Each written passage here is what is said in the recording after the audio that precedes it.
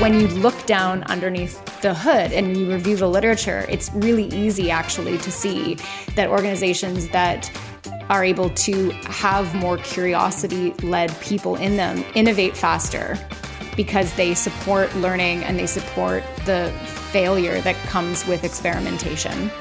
They work better together because they have strong connections that come from empathetic openness and psychological safety that people have together, which also leads to less conflict, and they're more resilient.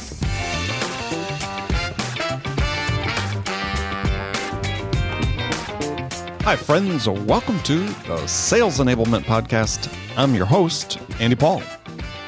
That was Shannon Minifie. Shannon's the CEO at Box of Crayons. It's a learning and development company based in Toronto that creates and delivers practical learning experiences that unleash the power of curiosity to create connected and engaged company cultures. In our conversation, Shannon and I are talking about one of my favorite subjects, which is curiosity. Her company published a very interesting paper titled From Troublemaker to Changemaker: How to Harness Curiosity to Build Resilience and Innovation. So we start by digging into why curious people, those who challenge assumptions and want to know the why behind the how, are often considered troublemakers within organizations. And we dive into why advice and assumptions are killing your company as well as your sales team. We also get into why, if your organization is more advice-driven than curiosity-led, you are missing valuable opportunities to become more innovative, more resilient, and more successful, which are all traits that successful sales teams need. We also explore the 7 business outcomes that are triggered by curiosity and how these apply to sales leaders and salespeople. So we get into all that and much, much more. But before we get to Shannon, I want to remind you to subscribe to this podcast wherever you listen to it. And if you subscribe, we'd certainly appreciate it if you could give us your feedback about how we're doing and leave us a review. We'd really appreciate it. So thank you. Okay, let's jump into it. Shannon, welcome to the show. Andy, thanks for having me. A pleasure to have you here. And yeah, as we were talking before we started recording, gosh, we'd sort of lined you up to come on the show, and then in the midst of COVID, you had a child. I did. Yeah. Yep. And so that all went okay? You were able to have family with you and so on when you delivered? Yeah, my husband was able to be with me when I delivered, and because of when my son was born, numbers were low enough that actually some of my family was able to actually meet him before going back into stay-at-home orders and all of the fun stuff that the winter season brought. So yeah, we had it was a little blessing, the window of time in which he was born, for sure. Oh, nice. Yeah, I got to think about it. That's got to be strange. You know, a baby's growing up the first year, everybody they see has a mask on. Yeah. And babies respond so much to faces. Yeah, he's definitely, he's less comfortable around new people and new faces than my other son is, because he's just not known very many faces in his short life. He's 11 months now, and he knows the faces of about 5 people. So that's heartbreaking for my mom. But he'll get used to her. Well, I was just thinking that in the context of, we sort of relocated our base of operations from New York to San Diego during COVID. It had been planned in advance. It just happened to happen during COVID. And I was getting all new doctors and so on. And I've got a handful of doctors now that I've been seeing for a year and a half. I couldn't recognize them on the street if I ran into them, because every time we see them, they have masks. Yeah. Yeah. It's a strange world. Yeah. Well, hopefully it will become less strange. Actually, I hadn't thought about that in the context of what we're going to talk about, because we've had your colleague, Michael Bungay-Stanier, on the show, I don't know, 3 times, I think, maybe. And I was thinking, gosh, now we get the person on the show who does all the work. So no, that's not true. There's a whole team of us up here that does all the work. I know. I was just kidding. I was just giving him a hard time. So tell us about Box of Crayons and the work you guys do. Yeah. So we're a learning and development company that helps organizations transform from being advice-driven to curiosity-led. And what that means is that organizations come to us when they have identified a need for their people, for their culture, to be more driven by a desire to be open to learning, to supporting each other in discovery, to reducing conflict by considering other perspectives, to be able to develop their people by creating space for their people to articulate and wrestle with their challenges and take accountability for the challenges that they identify.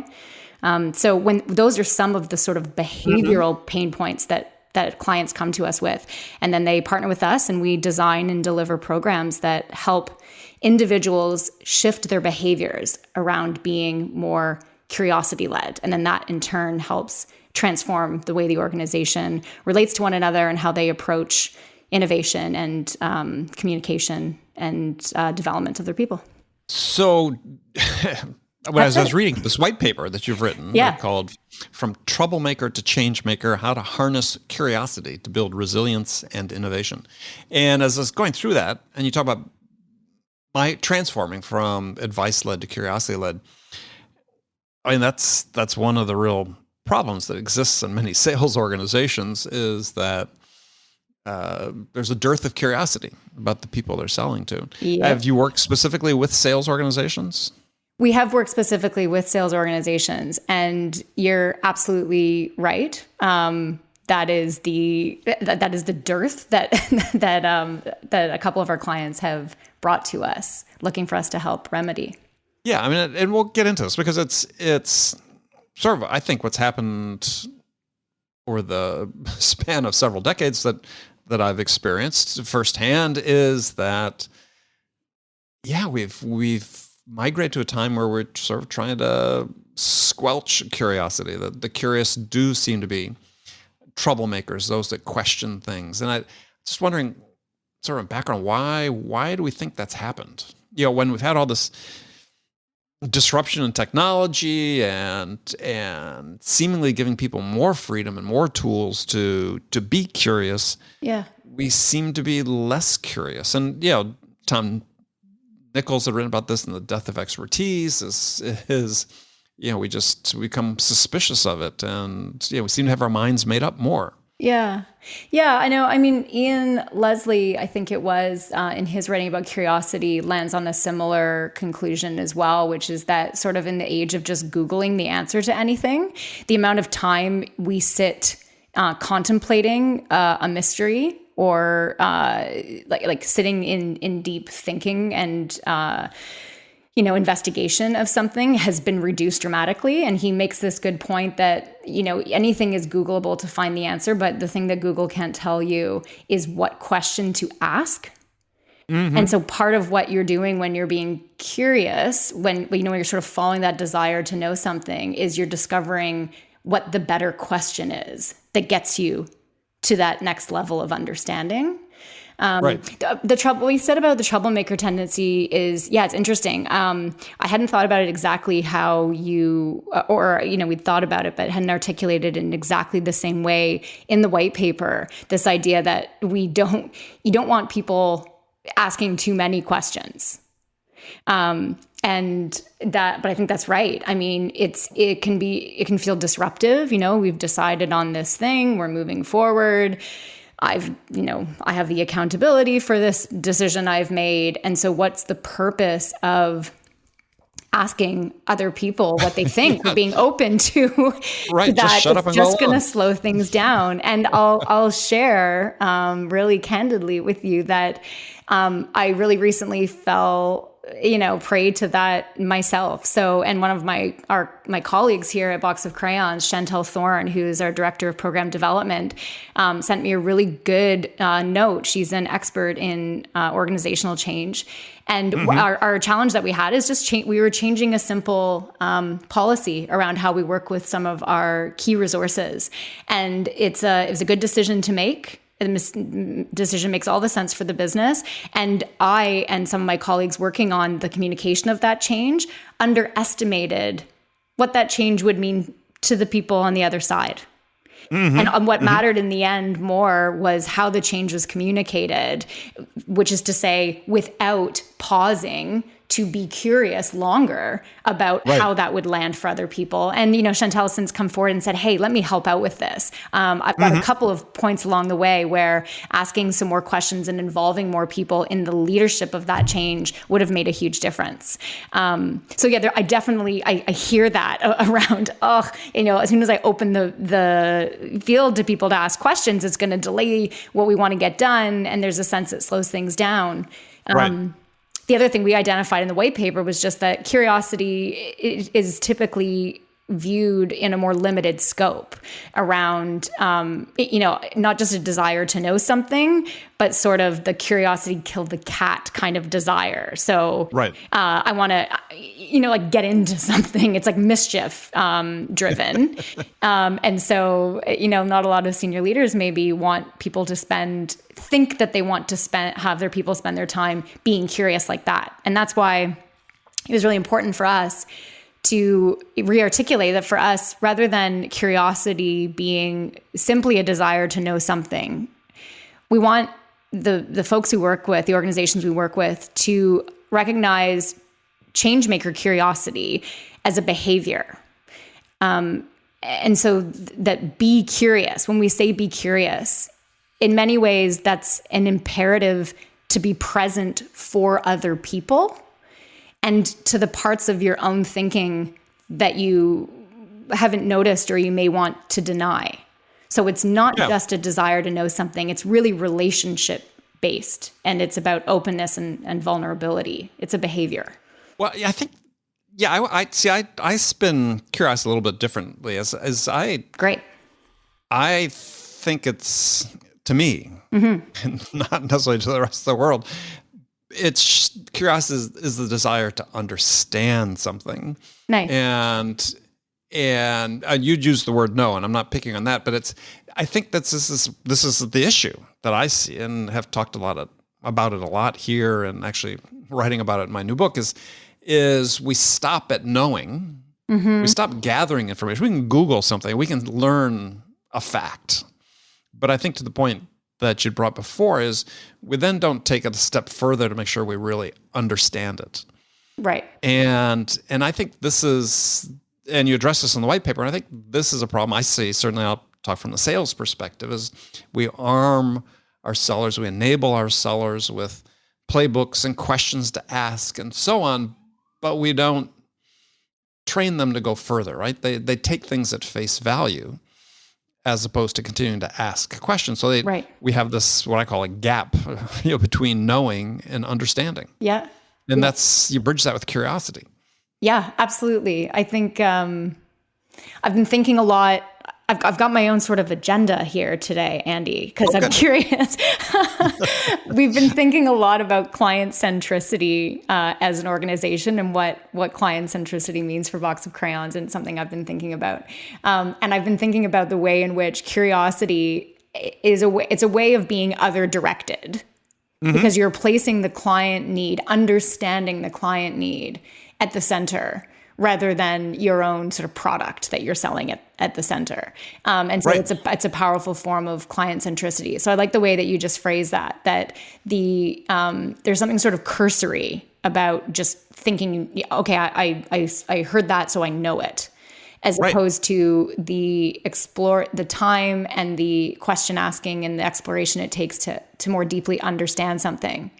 Well, and it aligns right with what you had just said, is that, again, one of the things I address in my new book is, and this is not an issue just purely of modern sellers, this has been one forever, is that we train sellers to go out and pitch a product, right? So your job nominally is go sell a product. But is that really your job?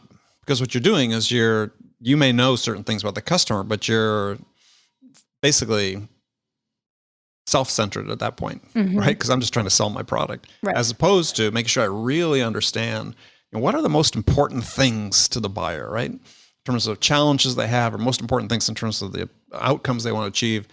And when I understand those, then my ability to work with them is other-centric to help them come to, hopefully it would be the best conclusion for them. that's enhanced. Whereas if I'm just sort of saying, yeah, I know what you need, and here it is. Yeah. Then it's completely different. There's no curiosity involved in that at all. Right. And you feel that when you're on the other side of that. Absolutely. Oh, sure. Right. Because I know you have a book coming out soon with Page Two. I think Phil Jones is another Page Two author. In his book, Exactly What to Say, I think it was, he talks about, he describes sales as being about earning the right to make a recommendation. I think Phil said that. Maybe you would know the source. Maybe it's somebody else. But earning the right to make a recommendation. And so it really is about relationship and trust, but also demonstrated understanding that you've grasped what the real challenge is. And that can't be done through some cursory playbook questions that you ask. Exactly. Yeah. Exactly. So I'm wondering at sort of a corporate level, and you say, quoting from the paper, you write that companies invest in other forms of learning and development, but really not investing in developing curiosity. And so sort of interest is, how do you do that? How do you develop, the the curious gene, if you will, within individuals, or increase their CQ, as one researcher applied to it? Yeah. So one of the sort of stances that we're taking around this is that, like, a lot of the curiosity research centers around this debate about whether curiosity is a state or a trait in individuals. So I'm it's either a trait I have or it's a state I'm in. And I think that one of the insights that Francesca Gino and others who are working in particular on the application of or the impacts rather of curiosity in organizations in particular, rather than in education or just in society, one of the insights there is that by creating an environment, so in other words, a larger organizational state in which curiosity is cultivated and will thrive, your organization will get better results.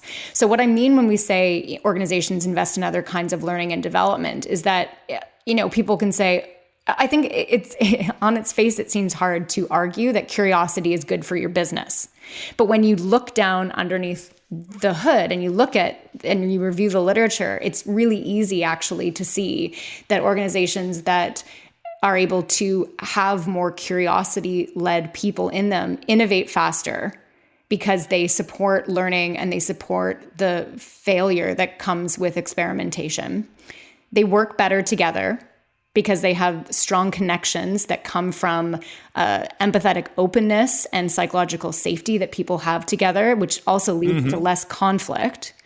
They're more engaged because they bring more ideas, and so they work harder, which leads to more better results and back to innovation. And they're more resilient. So the people in them are more resilient as individuals, but so is the organization, better able to evolve and pivot. So again, back to innovation. So the way that we work with organizations starts really at that individual level. So our programs are all about how do we help people recognize that their advice monster, which is this key, and I know you know all about the advice monster because you said Michael's been on the show 3 times. Right. We've talked about this. Yes. Yeah. So the content of Michael's coaching habit book is the bulk of the content at the center of the programs that we design and deliver. And what we're trying to do is counter really 2 beliefs in individuals. So the 2 beliefs we encounter are that the belief that my advice is helpful, and we don't think it usually is. And secondly, the belief that it's my job to give advice and provide answers. Right. So most of the folks in our programs would think their advice is helpful and they'd think it's their job to give advice. And thinking back about the organizational state, we can and we do in our programs help them to see that creating space to help others realize what their challenges are and asking the right questions to drive them understanding those challenges is actually more helpful than giving advice. And that their job to develop people is to create that space and ask those questions rather to give advice. So to empower people. But often folks in organizations will be up against an internal culture that says on the one hand, Yeah, it's your job to develop people and, let them try and fail and ask questions and, do all that stuff. And then on the other hand, there is an actual expectation that leaders demonstrate that they have all the answers on a regular basis. So sometimes there's that tension sort of between what the organization exists all the time. Yeah. Says about themselves and what the organization actually is. Right. And the hard thing for leaders, because again, we talk about a lot on the show, is we don't, within sales generally, leaders, frontline managers aren't enabled with the tools and the training they need to even do sort of the basics of what you just talked about, which is instead of defaulting. And so that's why they default to advice giving and conformity, let's say, because that's easier, right? I mean, on one hand, they haven't been taught, let's say a methodology like Michael's for coaching, which helps people identify what their challenges are and identify how to solve it. Instead, that's like, we've got a number to hit. Do this, do that. And what we see is that in the sales landscape, sort of increasing amounts of emphasis on conformity and compliance to process, right? Rather than let people experiment. And as you quote in the paper from Professor Gino, I think the quote was, companies say they treasure inquisitive minds. In fact, most stifle curiosity, fearing it will increase risk and inefficiency. Yeah. But I think there's another thing, is leaders just don't want to be questioned. Right? Yeah. I think there's an element of power in there as well, which is to me is very destructive. Yeah, absolutely. And that's that part of curiosity, when I talk about it as an imperative to be present to your own thinking and your own behavior that you might want to deny, to sort of sit in, why am I responding that way? It's it's a call for leaders and for everyone to be curious. Like, what is it that I'm doing when I'm doing what I'm doing? To quote another of my colleagues' family members who says that a lot. It's a great saying. How do you sit there and wonder what's motivating you, what biases, what fears? I mean, this is the kind of thing I think Michael got into in the last conversation with you about, what is that DNA behind my advice monster that fears that I can't show that I'm as good or better than other people. It's like, I promise, like, the programs aren't this dark. But we're known for having really fun, programs, but you need kind of there has to be something at stake there. And I think you've nailed what's at stake, Andy, right? Which is like, that's hard for leaders because there's these dark aspects of power. That giving up show control. Up. Yeah. I mean, again, another article from Francesca Gino that was in the Harvard Business Review a few years ago about let your workers rebel, and writing about the need for companies to encourage constructive nonconformity, to give people more autonomy and agency to be curious, to experiment in order to improve. Whereas, as you talk about and point out in the paper, is that curiosity and the autonomy are viewed with suspicion oftentimes. Yeah, or like it's separated out from the regular way that people do their job. Like, part of what we're trying to cultivate in people is the ability for curiosity to be a habit, so that, when I'm being coach-like and curious, it's not dedicated to a 1 hour conversation, and I'm going to show up that way and ask questions, and I'm going to spend the whole rest of my 7 or 8 hours of my day being a different way. What we're trying to do is have people make curiosity a habit, so that every opportunity, every interaction is an opportunity to be more coach-like. So I think that what some of those organizations do when they're well-meaning, with things like the 20% time and things like that. So, you can spend 1 day a week dreaming or doing the quote unquote creative or curious work. It separates it from all of the other opportunities, and interactions all day long to be curious. Curiosity isn't something you're just over here doing 20% of the time. No. Being coach-like isn't something you're over here doing 20% of the time, especially, we're talking about, if we want to talk about sales in particular. We worked with a big research and advisory firm years ago that had identified a huge client retention problem. And when our client who ended us up, when our buyer who ended up hiring us, looked into that, he went around and he looked at the advisors who had high client retention and dug into, what is it about the way that you run those advisory calls? What are you doing? And he discovered that they had the ability to be more coach-like. They were more thinking partners to their clients than the other people were. So he helped to identify what I need is to scale and operationalize curiosity as a behavior in this firm. And so we went in and we trained all of those advisors to approach those calls really, really asking the questions that help them dig down and understand what the real challenge is and create that space for their client to, come to a realization or ask another question that they hadn't asked before. And when they weren't doing that, they were jumping to advice and solutions before they'd identified what the real problem was. And they saw a huge rise in retention from the kind of mid 70 level to 80% and above. So it was great.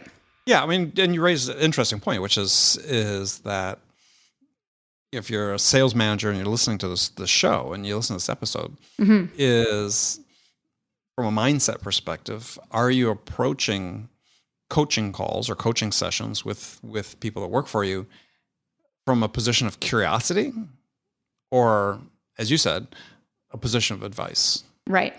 And polar opposites, like opposite ends of the spectrum from each other. I mean, similar if you're dealing with your clients, your existing clients, and you have retention issues. Are you coming in and advising them on how to better use your product to get more out of it? Or are you leading with your curiosity to find out what are the challenges and the blockers to increase usage of your product that then can stimulate a conversation? And it's that, you call it a state. I sort of call it a mindset. It's where do you sit between being curious and incurious? Yeah. And we're never perfect, 100% curious, but you do want to strive to be more that direction. Yeah. I mean, I think definitely the organizations we work with who are attempting big strategic culture change are trying to change the state of their organization so that it can support curious behaviors. But I agree with you, in individuals, it's a mindset shift that supports a shift in behavior. Yeah. And you talked about psychological safety before.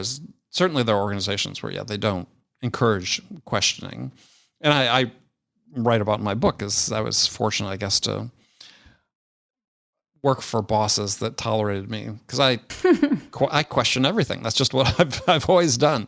I'd like to say, maybe it's because I was, child of the 60s or something where, question authority was the watchword. Right. But I've always sort of approached it that way, is that, I could ask somebody a question and I could get an answer. And to me, my first response is, well, there's got to be more here. As opposed to just taking it face value. And so I wanted to sort of follow up with that, talk about, in the paper, you talk about sort of 7 business outcomes that curiosity unleashes. And the first one was introspective intelligence, which, based on intellectual humility. And I think this is really one of the keys in my mind of curiosity is just this willingness to admit that you don't know everything. Yep, that's it. Yeah, absolutely. And it's hard for some people. Yeah, it's hard for me. It's hard for all people, I think, Andy. Well, we want to be considered, I guess, as experts, but it's if you want to keep learning, is you have to have that intellectual humility and self-awareness to have it, to say, there's something I don't understand here. Right. Yeah. And as a leader, it's particularly difficult because you want to strike the balance between having that humility and using the resources around you, like all the brilliant people around you. It's not about you having the answers. It's about you supporting and empowering other people, but always feeling like you have to strike the balance between that and the sense that you're leading as well, somehow. Yeah. In your own thinking. Well, but I think even as an individual salesperson, you're in a leadership position with your buyers. Yes. And the intellectual humility goes a long ways in demonstrating that, because you compare that with pretending that, or feeling like you need to pretend that you have all the answers, is a default mode for a lot of salespeople, because they're afraid that they'll be shown to be less than in the eyes of the buyers if they don't have answers to questions. And yeah, I've rarely felt that in my career. Always, because I start off being lucky in the people I was calling on entrepreneurs that built good-sized businesses who were the CEOs of these companies, and just being curious, just keep asking questions. And as long as it looked like I was sincere in my effort to gain information, gain understanding, they would spend as much time with me almost as I wanted. Yeah. And help me get smarter about their business. And so I think as a salesperson in particular, but in general, just in your career, is people say there's no such thing as a dumb question. But I mean, along that line is if you ask sincere, interesting questions, people won't care that you don't have the answers. What they care about is that you're trying to get the answer. Right. Absolutely. And people love engaging with curious people. Like you walk away from people who have asked you genuine, authentic questions that you can tell are motivated by a desire to understand.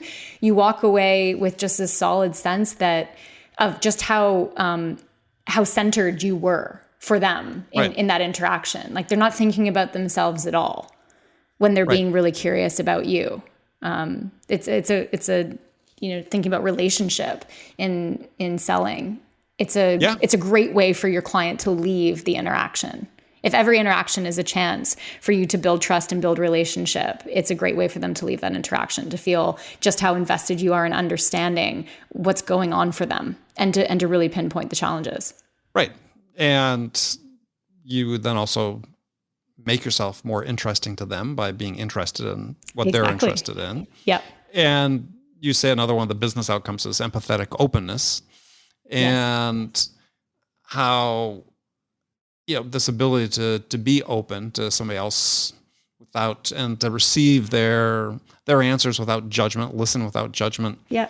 I like the phrase you use is, curiosity slows down the rush to judgment. Yeah. And that's why I think it's an interesting state, you say, necessarily in terms of, instead of a trait, is being in the moment, being present, listening to understand, but then building a pause in so your curiosity can be deployed. Yeah. It's also where I think curiosity has the ability to, like in terms of curiosity having the ability to increase your capacity for empathy, it's where that aspect of curiosity is not just about, like you put it really well, Andy, not a desire to know something, but to understand something. So I think in that empathetic openness, you are really relinquishing the desire to, line up your perception of something with someone else's perception, to validate theirs against yours. Mm-hmm. So, it's that openness of, that perspective or that perception is right because it's yours. And so curiosity becomes a sort of antidote to bias, to assumptions I might make about what motivates other people's thinking and behavior. It's a way of reminding yourself just how embedded you are in your own perception and experience, and how subjective that really is. Yeah. Oh, and you talk about empathy in particular, right? Because the way empathy is presented to most sellers when they're being trained and so on is it's putting yourself in another person's shoes. It's like, okay, but there's an assumption that you understand what it's like to be in their shoes. Yeah. And for me, empathy is more about deploying your curiosity to understand not how someone feels, but understand why they feel the way they do. Because when you have that why, then you have the ability to understand, okay, what's the challenges they face and what are the potential outcomes that would be beneficial to them. Yeah. Yep, that's right. So that why becomes very important, sort of the cognitive empathy thing. Yeah, it does. Yeah, and we talked about meaningful connections was one of the outcomes you talked about. We just sort of touched on that. So spend a second, talk about psychological safety, because this is oftentimes is used as, I don't say, it's looked down on, let's say. People sort of hear that term and think, oh, coddling people. Yeah. Yeah, I think it's one of those terms that's been so overused, it almost doesn't mean anything anymore. Right, but it has a specific use here, and why don't you explain that? Because it's not about coddling. No, it's not about coddling. So when I am thinking about or using the term psychological safety, I mean really specifically. I think it's Amy Edmondson's. I think she kind of owns the definition here. It's certainly her work. It is the belief that I can share opinions and ideas and not be, persecuted for doing that. Right. So that is, I do hear the term psychological safety used in a lot looser and different ways to mean in like general how protecting people from failure. Yeah, protecting people from failure, or people at work don't like me. I don't feel psychologically safe. Mm-hmm. Or my colleague thought my presentation sucked. I'm not psychologically safe. And it's not, it kind of erodes the real insight here, which is, have you created an organization in which people can share an idea that might be contrary to their leaders or their colleagues' idea, and there won't be punitive action because of that? Right. Yeah. So is it safe for them to do that? And so when we talk about meaningful connections, what we're talking about here is that because people have part of the model when we're looking at this is the way in which these individual behaviors create capabilities for teams working together, which then lead to the organizational results, like resilience and innovation. So looking at psychological safety, for sure, if you have folks that are connecting over sharing ideas, disagreeing, but knowing it's safe to disagree, because people counter and meet those differing perspectives with openness to those other perspectives, and that creates a culture in which people feel psychologically safe to contribute ideas that might at first blush be unpopular or be contrary to the prevailing opinion or to the decision that has basically been made. Yeah, well, we work in environments that are inherently more collaborative these days. Yeah. And I just had interviewed Ann Latham for the show. I'd written a book called Uncommon Clarity. And I love what she read, I don't know if it was her term or she just used it in the book, but redefined knowledge workers as interaction workers. Right? Because so much of our job is involved in interacting with other people, working through other people to get our job done. Yeah. And it's, why some people think collaboration is one of the top work skills that people need to have these days. But yes, this is a sales show. We bring it back to sales. Is selling to a buyer is sort of the ultimate form of collaboration, both with your team internally, working with the buyer and the stakeholders on that side. Yeah, absolutely it is, right? Like you're trying to understand on their side, who are all the people who need to be involved in the decision? Like first, who are all the people who have a stake in solving this problem? How do they view the problem? How does this challenge show up for them? Who are all the decision makers involved in the decision to engage and buy your product, buy your program? And then yes, as that point of contact and of escalation as the key account manager, how do you bring all the people in the organization around you to service the client who has managed to collaborate with you and with all the folks on their side to make that decision?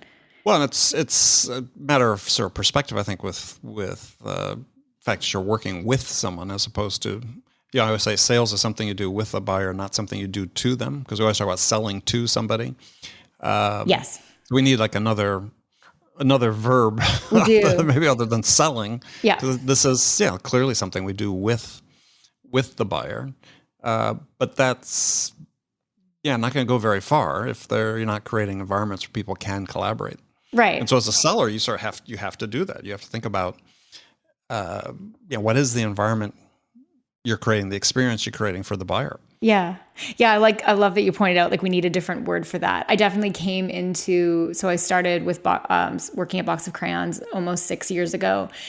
And when I came on, I was working very part-time doing book promotion. And at that time, Box of Crayons needed its first salesperson. And Michael, our founder and then CEO, asked if I was interested in being a salesperson. And I was like, okay, sure. But I was doing it very part-time, and I was doing my doctorate in English literature. So I had this whole idea of kind of death of a salesman. I just had a very narrow sense of what selling was.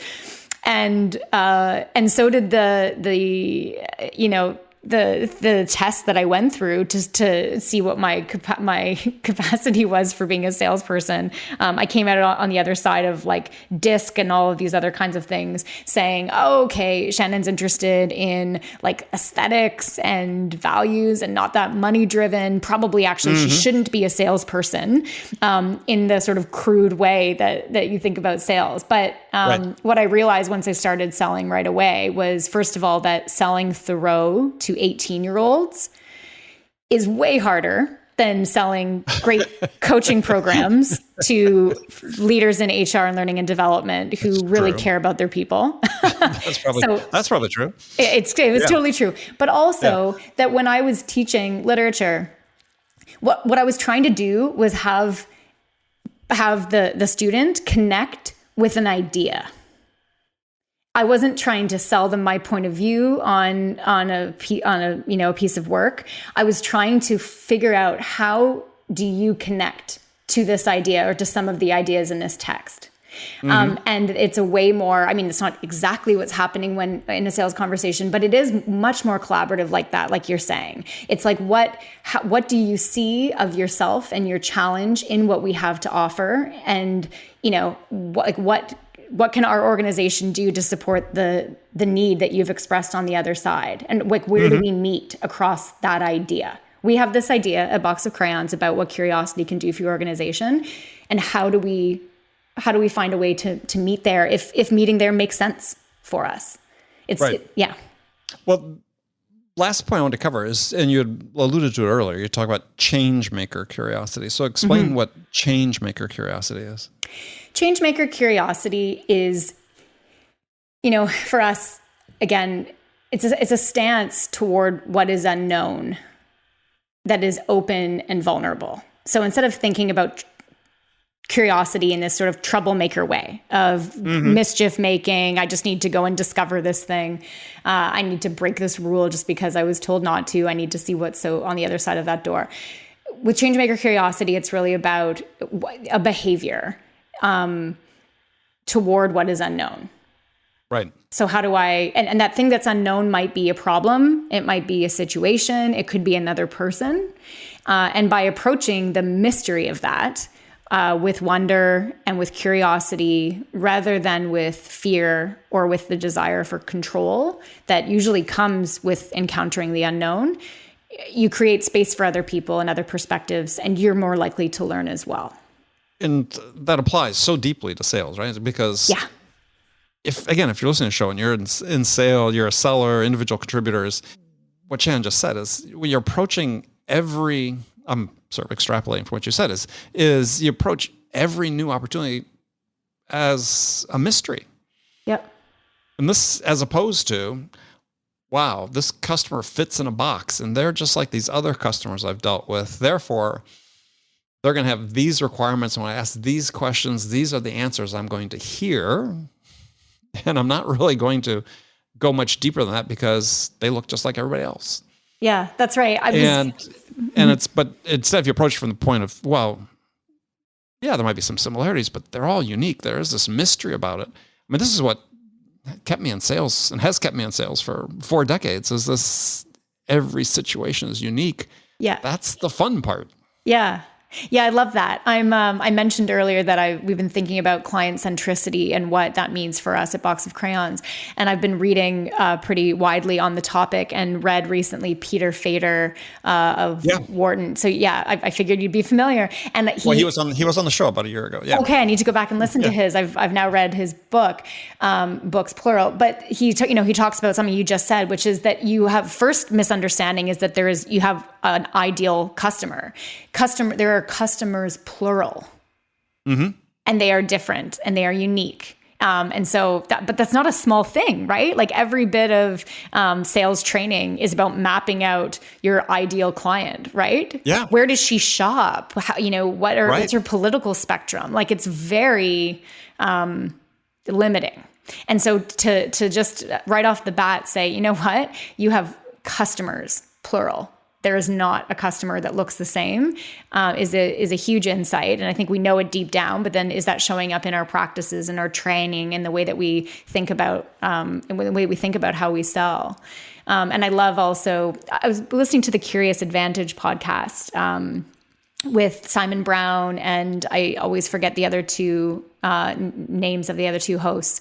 But I think it was their very first podcast or episode. They had a Spanish academic on talking about the ability for curiosity or for approaching things from a curious mindset to totally dispel fear.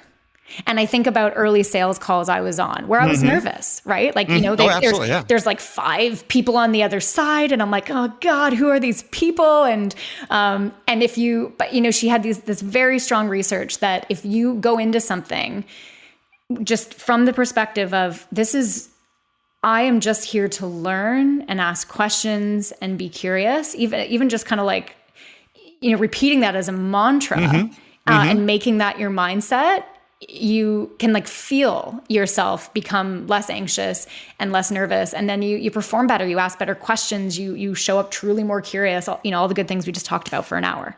Well, I think the fear in sales, oftentimes when you're a salesperson, you're making a call on a new customer, either in person, video, what have you. I think the fear is, again, I referred to it earlier, is that you're going to be discovered as being less than, right? Yes. That you're not going to be able to answer the question. They're going to think you're dumb. They're going to think you're stupid. And which, first of all, they don't. And if you approach from the position as like, hey, I'm there to learn, I'm there to ask questions, I'm there to be of service to them. Yes. Then the fear really dissipates, as she said in her research, because you don't have your ego at stake anymore. Yeah. Yeah. Yeah. That's right.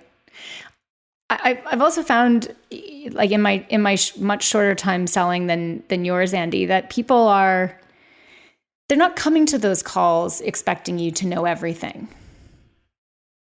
No, what they're coming is they're curious about the work we're doing with other organizations. They want to know what other people are doing. And they're really happy to go on and talk about themselves when they're asked the kinds of questions that bring them deeper into the insights about what their challenges are. I think part of my own fear of going into those calls came from having my start in academia, where there was just like a very high bar about showing up as expert all the time. And so it hadn't occurred to me that people were so much more chilled out in other aspects of the working world. So that was a revelation. But yeah, like people who are interested in talking to you in the first place want to know, what successes we've had, but they want a thinking partner to work through what the challenge is and to get to a solution. They're not necessarily looking for you to give advice or to solve problems. They know what we sell. Yeah. They know we're not going to do that. Yeah. Yeah. I mean, the bottom line, my belief is that for every sales interaction you have with a potential buyer is what they want as a result of the meeting they have with you, the interaction they have with you, is at the end of it to be some degree closer to being able to make their decision than they were before you got there. That's right. And that oftentimes, in fact, I would say in my experience and in my sales career, the vast majority of the time, they've been moved forward by the questions I ask more so than any fact that I've stated. Yep. Yeah, absolutely. I have a great executive coach, and the questions she asks that bring me to new insight are so valuable. And I think it was in the Challenger sale when I was reading that a few years ago. They do focus a lot on the teach, which can be done through asking questions, absolutely, depending on how you approach that section. But I think the way that the authors of that describe it is that you want to run a sales call that people would pay for. And so I think about my own my own experience being coached and just how valuable that is, and hope that all of our sales conversations accomplish the same thing, that we ask great questions and help our clients come to insights about what they need and where the challenge is, such that they would have paid for that early sales conversation. So here's what you have to do, Shannon. Yeah. What do I have to do? After your next sales call. Yes. Send your prospect an invoice. Let me know how it goes. I'm just kidding. So good, such that they would pay for it. That they would pay for it. Wow, that was so good. Well, but it's true. I mean, from a mindset perspective, absolutely. That's what that would be the ideal state, right? Is that you've helped them think more broadly, more deeply about what their challenges are and the potential outcomes they can achieve. But that's the value you bring as a seller, right? That's right. Is you don't have to, you'll monetize it by getting the win. But that's what they're looking for. It's questions. It's your curiosity that helps them. That's right. And yeah, unfortunately, people sort of taken sort of the Challenger and said, well, what we're going to do is we're going to prepackage our insights so our sellers have them to be able to, as opposed to making them more organic as they come up through your questions. And that's right. I believe the more organic you make them and keep them, and meaning you're in the moment and you're listening to what's happening and responding based on the information you're hearing, those are stronger than, let me pull this challenge out of my backpack. But yeah, very interesting. Well, Shannon, thank you so much for joining me. Thank you so much for having me, Andy. I'm glad we're able finally to do this after, it's been more than 12 months. Yeah, maybe. Right before your son was born. That's right. Well, I'm glad that everybody's healthy on your side, and I do appreciate you joining me. And so if people want to learn more about Box of Crayons or connect with you, how should they do that? Yeah, so you can find us at boxofcrayons.com and also connect with us on LinkedIn. We share articles about curiosity and the organizational outcomes it drives. And we share podcasts like this and other cool resources and case studies and work that we're doing with clients to help them unleash the power of curiosity. Perfect. And if you want to contact me, I'm Shannon at boxofcrayons.com. Perfect. All right, Shannon, thank you so much. We'll look forward to doing this again. Thanks, Andy. Okay, friends, that's it for this episode. First of all, I want to thank you for taking the time to listen. As always, I'm so grateful for your support of the show. And I want to thank my guest, Shannon Minifie, for sharing her insights with us today. If you enjoyed this episode, please subscribe to this podcast, Sales Enablement with Andy Paul, on iTunes, Spotify, or wherever you listen to podcasts. So thank you for your help. And as always, thank you so much for investing your time with me today. Until next time, I'm your host, Andy Paul. Good selling, everyone.